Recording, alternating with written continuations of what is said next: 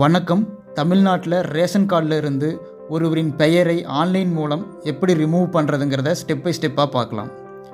முதல்ல உங்களோட ப்ரௌசரில் தமிழ்நாடு பொது விநியோக திட்டத்தின் அஃபீஷியல் சைட்டான www.tnpds.government.in அப்படிங்கிற சைட்டுக்கு போங்க.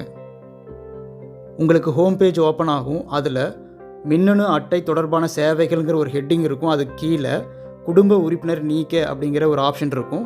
அதை கிளிக் பண்ணுங்கள். கிளிக் பண்ண உடனே அது வந்து லாகின் பேஜுக்கு போகும்.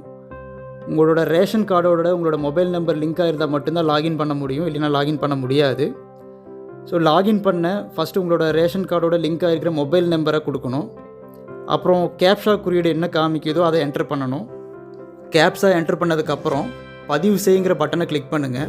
உடனே உங்கள் மொபைல் நம்பருக்கு ஒரு ஓடிபி சென்ட் ஆகும். அந்த ஓடிபியை கடவுச்சொல்னு இருக்குங்களா, இங்கே என்ட்ரு பண்ணிவிட்டு பதிவு செய்கிற பட்டனை மறுபடியும் கிளிக் பண்ணுங்கள்.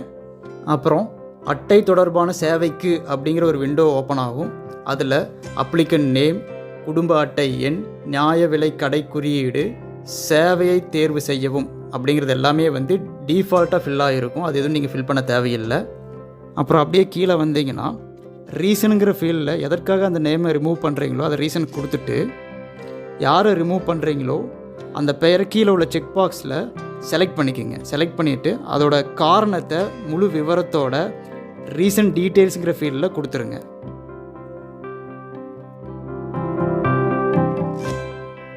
அப்புறம் ஆவண வகையை தேர்ந்தெடுக்கவும் அப்படிங்கிற ஆப்ஷனில் அது என்ன ஆவணமோ அதை செலக்ட் பண்ணிவிட்டு அந்த ஃபைலை சூஸ் பண்ணி பதிவேற்றுங்கிற பட்டனை கிளிக் பண்ணி அப்லோட் பண்ணுங்கள்.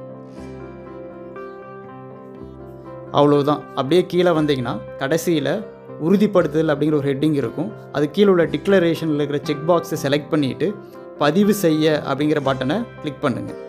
இப்போ இன்னொரு விண்டோ ஓப்பன் ஆகும். அதில் தங்களது கோரிக்கை வெற்றிகரமாக பதிவு செய்யப்பட்டு விட்டது அப்படின்னும் குறிப்பு எண்ணும் கொடுத்துருப்பாங்க. அந்த நம்பரை நோட் பண்ணி வச்சுக்கோங்க. அவ்வளோதான், சிம்பிள்.